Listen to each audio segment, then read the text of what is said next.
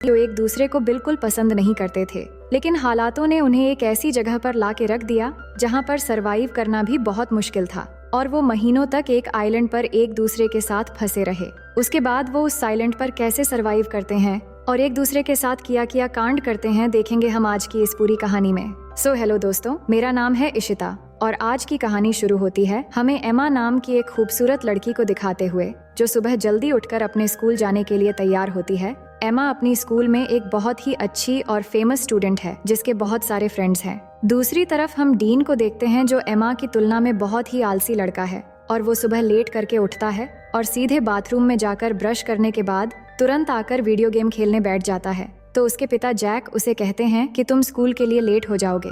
वहीं हम एमा और उसकी छोटी बहन स्टेसी को देखते हैं जिनको उनकी माँ बारबरा स्कूल छोड़ने आती है। उसके बाद एमा स्कूल में पहुंचकर अपने बेस्ट फ्रेंड लिजी से मिलती है और जब वो बातें कर रहे थे तभी स्टीफन नाम का एक स्टूडेंट आकर एमा को हाई कहता है और ये देखकर लिजी एमा को चिढ़ाने लगती है। अब उसी दिन क्लास में मिस्टर क्रिश्चियनसेन जो उनके टीचर हैं, वो बताते हैं कि बस अगली सुबह ठीक 7 बजे ट्रिनिडाड आइलैंड के ट्रिप के लिए निकलेगी और वो आगे बता ही रहे होते हैं कि एमा क्लास में लेट पहुंचती है और डीन भी पीछे से आकर एमा से टकरा जाता है और उसे सॉरी शहजादी कहता है। इसके बाद जब मिस्टर क्रिश्चियनसेन ट्रिप के बारे में और जानकारी दे रहे थे तभी लिजी एमा से कहती है कि डीन भी ट्रिप पर जा रहा है अपने पिता के पैसों की वजह से और फिर वो डीन को देखकर मुंह बनाती है। अब लंच के समय लिजी अपने दोस्तों को एमा और स्टीफन के बीच सुबह जो हुआ वो बताती है और कहती है कि ट्रिप में जाकर हमारे पास 1 हफ्ता होगा अपना जादू चलाकर एमा को स्टीफन के साथ एक्शन कराने के लिए। पर एमा कहती है कि हमें ये सब छोड़कर ट्रिप पर ध्यान देना चाहिए। अब सभी जब बातें कर रहे थे तभी एमा की नजर डीन पर पड़ती है जो चाकू से सेब काट रहा था।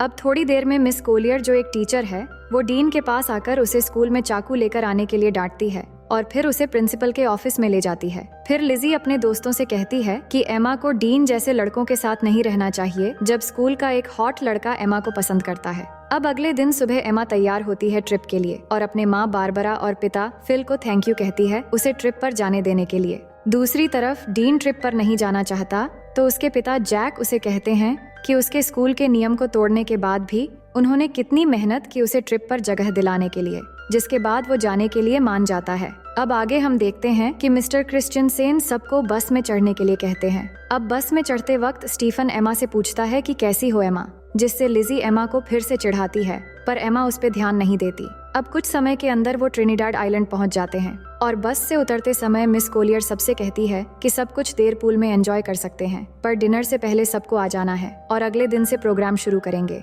अब कुछ देर बाद एमा और उसके सभी दोस्त पूल में जाते हैं जहां एमा स्टीफन से मिलती है और सब एक साथ पूल में मस्ती करने लगते हैं, लेकिन डीन बिल्कुल अकेला बैल्कनी से ये सब देख रहा होता है।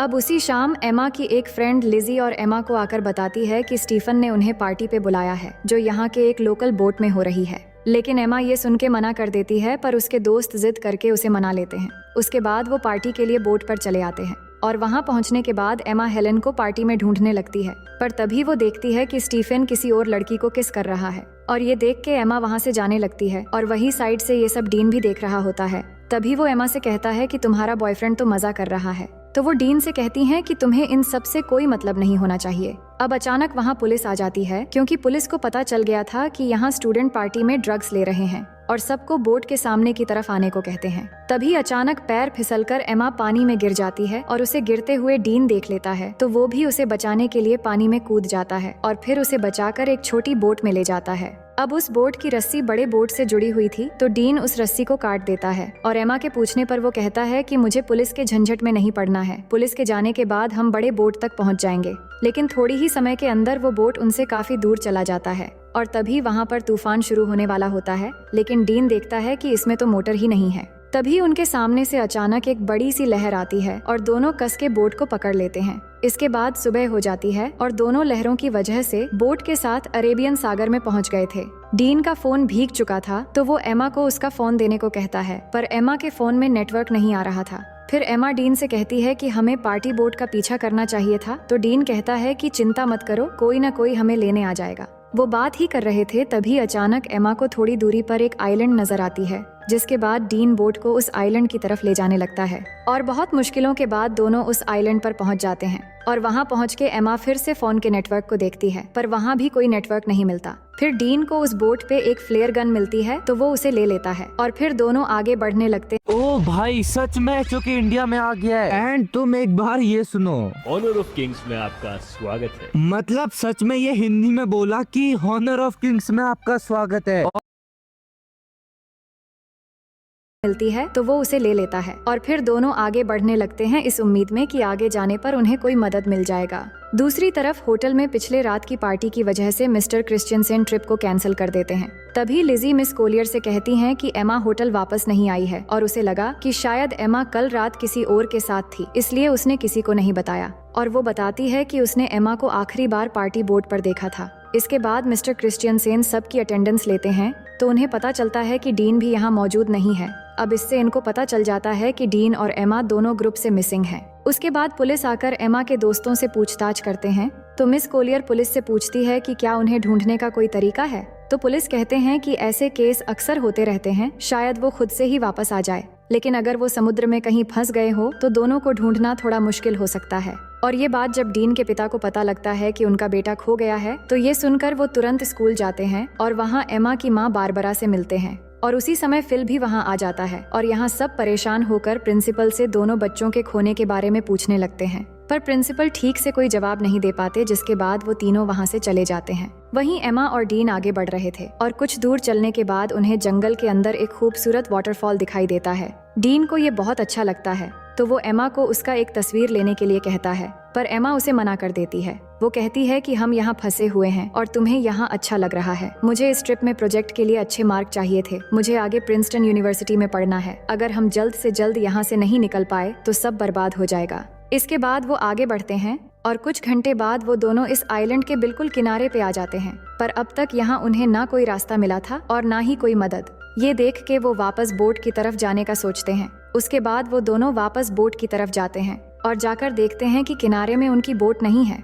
समुद्र की लहर बोट को कहीं ले गया था और अब सिर्फ उन्हें वहाँ एक लाइफ जैकेट मिलता है। फिर आगे हम देखते हैं कि वो पूरा दिन चलते चलते थक चुके थे और सूरज भी डूब जाता है। इसके बाद डीन आग जलाता है और दोनों यहीं पर आज रात रुकने का फैसला करते हैं। डीन देखता है कि एमा को ठंड लग रही है तो वो एमा को अपनी शर्ट उतार कर दे देता है। फिर दोनों बातें करने लगते हैं कि कल तक शायद हमारे पेरेंट्स हमें ढूंढ कर निकाल लेंगे।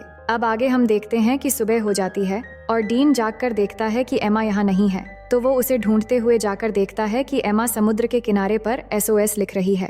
तो वो पूछता है कि तुम क्या कर रही हो, तो वो कहती है जान बचाने की कोशिश कर रही हूँ और हमें पीने के लिए पानी ढूंढना होगा। उसके बाद डीन स्विमिंग करने चला जाता है और एमा उसे देखने लगती है। दूसरी तरफ होटल में मिस्टर क्रिश्चियनसेन एमा और डीन के बारे में उनके पेरेंट्स को बताते हैं कि पुलिस उन्हें ढूंढ रहे हैं और पुलिस को एक छोटी बोट मिली है जिस पर शायद वो दोनों थे। फिर जैक कहते हैं कि अगर पुलिस कुछ कर नहीं पा रही है तो हम किसी प्राइवेट रेस्क्यू टीम को काम पर लगा सकते हैं, पर मिस्टर क्रिश्चियनसेन कहते हैं कि पुलिस अपना काम अच्छे से कर रही है और वो जल्द से जल्द बच्चों को ढूंढ निकाल लेंगे। वहीं हम देखते हैं कि एमा पीने के लिए पानी ले रही है, तभी उसे अजीब सा कुछ महसूस होने लगता है। उसे लग रहा होता है कि उसके आसपास कोई है और उसे देख रहा है, तो वो घबराकर वहाँ से चली आती है। इसके बाद दोनों मिलकर धूप से बचने के लिए पत्तों से एक छोटी सी झोपड़ी तैयार करते हैं और थोड़ी देर बाद एमा समुद्र के किनारे बड़ा करके SOS लिखती है ताकि रेस्क्यू टीम अगर यहाँ से गुजरे तो वो उन्हें मिल जाए। फिर दोनों को जो भी इस आइलैंड पे खाने लायक मिलता है वो ढूंढ के खाने लगते हैं और डीन को केले का एक पेड़ मिलता है तो वो तोड़ के दोनों पेट भर के खाते हैं। अब इस आइलैंड में गर्मी बहुत होती है और एमा फुल पैंट नहीं पहन सकती और वो पैंटी पहनकर भी नहीं रह सकती, तो वो अपनी फुल पैंट को काट के शॉर्ट कर लेती है। इसके बाद एमा देखती है कि डीन उस झोपड़ी में आकर सो रहा है, तो वो भी उसके पास आकर सो जाती है। तभी अचानक डीन एमा की तरफ मुड़ता है और उस पर हाथ रख देता है, पर एमा को ये अच्छा लगता है और वो कुछ नहीं कहती। फिर अगले दिन जब एमा वाटरफॉल में नहा रही होती है तब डीन आकर उससे सनस्क्रीन मांगता है, तो एमा डीन को कहती है कि मैं यहाँ नहा रही हूँ, तुम दूसरी तरफ जाओ। तो डीन कहता है कि तुम ही ने तो मुझे यहाँ पहरेदारी करने के लिए कहा है। ये सुन के एमा कहती है कि इस आइलैंड में कोई और भी है, इसलिए मैंने कहा था। उधर होटल में बारबरा एमा को लेकर बहुत परेशान थी और न्यूज में ये बताया जा रहा था कि एमा और डीन के गायब होने की केस अब ऑफिशियल हो गई है और अब पुलिस को लगता है कि वो दोनों मर चुके हैं और अब वो उनकी लाश ढूंढ रहे हैं। और फिल तैयार हो रहा था घर जाने के लिए क्योंकि एमा की छोटी बहन स्टेसी घर में अकेली है। पर बारबरा अभी भी घबराई हुई है, तो फिल बारबरा से कहता है कि एमा मिल जाएगी, और ये कह के वो उसे गले लगा लेता है। जिसके बाद अगले दिन जैक बारबरा के साथ हेलीकॉप्टर लेकर एमा और डीन को ढूंढने निकल पड़ता है। और वही आइलैंड में थोड़ी देर के बाद रात होने वाली है और एमा डीन को बता रही होती है कि वो अपने परिवार को बहुत याद कर रही है। तभी डीन को वहाँ पर किसी इंसान की खोपड़ी मिलती है, तो एमा उसे देखकर बहुत डर जाती है और कहती है कि ये भी हमारी तरह शायद यहाँ फंस गया होगा और इसकी ये हालत हो गई और अब हमारी हालत भी शायद इसी के जैसा हो जाएगा। पर डीन उसे कहता है कि ये शायद कोई मछुआरा या फिर कोई स्मगलर होगा जो यहाँ आकर मर गया था, लेकिन हमारे पीछे हमारे पेरेंट्स हैं और हम यहाँ अकेले नहीं हैं। और उसे विश्वास दिलाता है कि अगर हम एक दूसरे के साथ ऐसे ही देते रहेंगे तो हम यहाँ कभी नहीं मरेंगे और एक दिन हम जरूर घर वापस जाएंगे। और ये कहने के बाद वो एमा को किस करने लगता है। एमा पहली बार किसी को किस कर रही थी और उसे अच्छा भी लग रहा था और अब रात भी हो गई थी। फिर क्या होना था, डीन सारी हदें तोड़ देता है और आइलैंड में एक तूफान आता है और इस तूफान को एमा पहली बार एंजॉय करके बहुत खुश थी। फिर सुबह होने के बाद एमा जाग कर देखती है कि डीन यहाँ नहीं है, तो वो डीन को पुकारने लगती है, पर वो उसे नहीं मिल रहा था। तो एमा बहुत घबरा जाती है और उसे ढूंढने के लिए जंगल में चली जाती है। और थोड़ी दूर आगे जाकर वो देखती है कि डीन एक गड्ढा खोद रहा है। तो एमा को समझ नहीं आ रहा था कि डीन ये क्यों कर रहा है। तभी अचानक एमा गिर जाती है और उसे घुटने पर चोट लग जाती है, जिसके बाद डीन तुरंत उसकी चोट को ठीक करने लगता है और उसे कहता है कि तुम्हें कुछ नहीं होगा। फिर वो दोनों वाटरफॉल में नहाने लगते हैं और यहाँ डीन एमा को बताता है कि उसकी माँ एक कार एक्सीडेंट में मर गई थी और एमा उसकी बातों को अच्छे से सुनने लगती है। फिर थोड़ी देर बाद वहाँ बारिश होने लगती है और डीन उसमें मस्ती करने लगता है और एमा उसे देखकर खुश हो रही होती है। जिसके बाद दोनों बारिश में डांस करने लगते हैं और डीन एमा की बालों में एक फूल लगा देता है। अब एमा डीन से कहती है कि मुझे फिर से तूफान के मजे लेने हैं। फिर डीन एक बार फिर से तूफान लाने की तैयारी शुरू कर देता है। वहीं अब न्यूज में बताया जाता है कि एमा और डीन के लापता होने की 1 महीना गुजर चुका है और पुलिस को लगता है वो अब जिंदा नहीं रहे, इसलिए पुलिस ने उन्हें ऑफिशियली ढूंढना बंद कर दिया है। पर एमा के दोस्त को अभी भी लग रहा है कि एमा और डीन अभी भी जिंदा है और बारबरा को भी वैसा ही लगता है और वो जैक के साथ हेलीकॉप्टर लेके अपनी बेटी एमा को ढूंढने फिर से चली जाती है और उन दोनों को अच्छे से ढूंढने के लिए सबको पर्ची बांट रहे होते हैं, जिन पे एमा और डीन के बारे में जानकारी दी हुई थी। ये सब कुछ करने के बाद जैक बारबरा से कहता है कि उन्होंने सब करके देख लिया, पर फिर भी एमा और डीन नहीं मिल रहे हैं। अब शायद घर वापस लौट जाना चाहिए। ये सुनकर बारबरा उदास हो जाती है और घर चली जाती है। दूसरी तरफ डीन एमा को हरी रोशनी के बारे में बता रहा होता है, जिसके बारे में उसकी माँ ने उसे बताया था, और वो बताता है कि वो रोशनी सूरज के डूबते समय दिखती है, पर डीन ने उस रोशनी को आज तक कभी नहीं देखा है। अब यहाँ उन्हें कुछ और हफ्ते बीत जाते हैं और दोनों आइलैंड के खूबसूरत एनवायरनमेंट के मजे लेने लगते हैं। वो समुद्र में नहाते हैं और बहुत मजे करते हैं और ऐसे ही वो एक दूसरे के बहुत करीब आ जाते हैं और जब भी उनका मन करता है तो वो तूफान और भूकंप के मजे लेते रहते थे। अब ये सब कुछ होने के बाद एमा डीन से पूछती है कि तुमने पहली बार कैसे किया था और वो कौन थी। तो डीन बताता है कि जब मैं स्कूल में था तब मेरा एक दोस्त थी जो मुझसे उम्र में बड़ी थी। अब डीन जानता था कि एमा की ये सब कुछ पहली बार थी, तो वो पूछता है तुम्हें कैसा लगा। तो वो बताती है कि अच्छा था, लेकिन तूफान की वजह से गलत जगहों पर रेत चली गई। इसके बाद एमा कहती है कि मुझे और एक्सपीरियंस करनी है, तो डीन कहता है कि ठीक है। अब आगे हम देखते हैं कि दोनों जंगल में जाते हैं कुछ फल लाने के लिए और डीन थोड़ी आगे जाकर फल तोड़ने लगता है। तभी अचानक उन्हें एक प्लेन की आवाज सुनाई देती है, तो दोनों खुली जगह की तरफ भागने लगते हैं और डीन जल्दी से आकर उस प्लेन को सिग्नल देने के लिए एमा की बैग में फ्लेयर गन ढूंढने लगता है, पर उसे वो नहीं मिलती। लेकिन तब तक वो प्लेन उनसे बहुत दूर चली जाती है।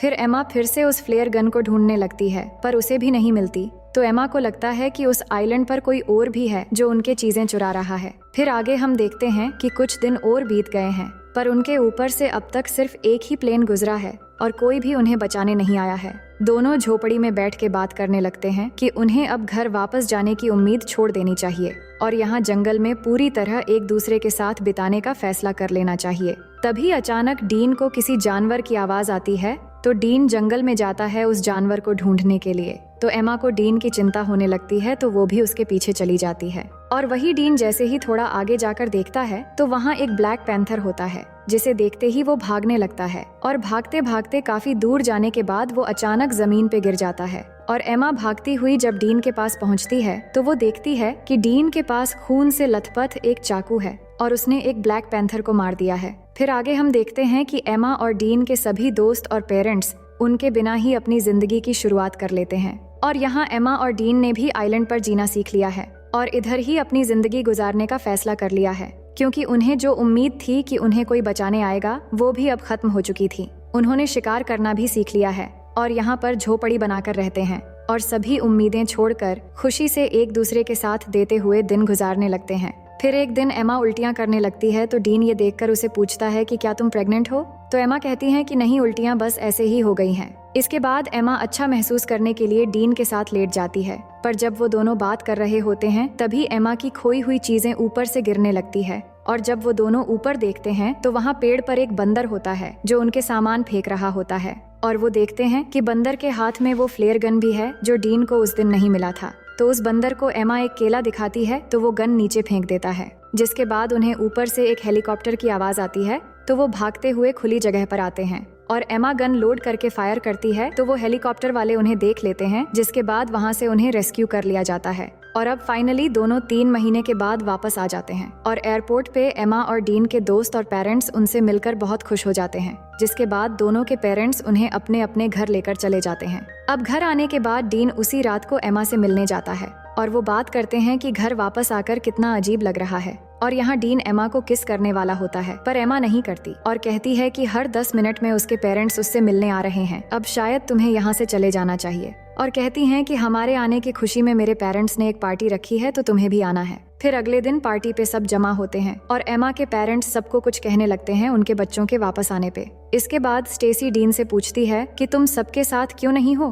तो डीन कहता है कि मुझे सबसे घुलना मिलना अच्छा नहीं लगता। इसके बाद डीन एमा को उसके साथ आने के लिए इशारा करता है पर एमा नहीं आती और उसे अनदेखा कर देती है और ये देखकर डीन पार्टी से चला जाता है। इसके बाद सभी चीजें पहले की तरह हो जाती हैं और एमा आइलैंड से वापस आने पर वो बहुत फेमस हो जाती है, पर डीन अभी भी अकेला ही रहता है और जब भी एमा और डीन एक दूसरे के पास से गुजरते हैं तो वो बस एक दूसरे की तरफ ही देखते हैं। फिर कुछ दिन बाद एमा डीन को कॉल करती है पर डीन कॉल नहीं उठाता। उसके बाद हम देखते हैं कि एमा के रूम में स्टेसी जाती है और उसे कहती है कि तुम्हारे लापता हो जाने के बाद हमने तुम्हें बहुत मिस किया और मॉम डैड भी बहुत परेशान थे। हमने तो सोच लिया था कि शायद हमने तुम्हें बिल्कुल खो दिया है, लेकिन आज हम सब अच्छे से एक साथ हैं और बहुत खुश है। फिर एमा स्टेसी से कहती है कि तुम मेरी बहुत अच्छी बहन हो और फिर वो दोनों एक साथ प्रॉम पार्टी में जाने का डिसाइड करते हैं। दूसरी ओर हम डीन को देखते हैं जो अपनी माँ के कब्र पर जाता है और अपनी माँ को मिस करते हुए बहुत रोता है। अब प्रॉम पार्टी की रात डीन टीवी देख रहा होता है तो उसके पिता उसे पूछते हैं कि क्या पार्टी में तुम मेरे कोट पहनकर जाना चाहोगे? दूसरी तरफ एमा पार्टी में अपनी बहन के साथ पहुंच गई थी, जिसके बाद लिजी उसके पास आती है और एमा को एक सरप्राइज देने के लिए आगे ले जाने लगती है और तभी एमा देखती है कि बाहर बारिश में डीन कोट पहन के खड़ा है और एमा का इंतजार कर रहा है। ये देखकर एमा आइलैंड की वो सब कुछ याद करने लगती है। इसके बाद पार्टी से बाहर आकर एमा डीन के पास जाती है और यहाँ दोनों बहुत खुश होते हैं और किस करने लगते हैं और इसी सीन के साथ ये कहानी यहीं पर खत्म हो जाती है।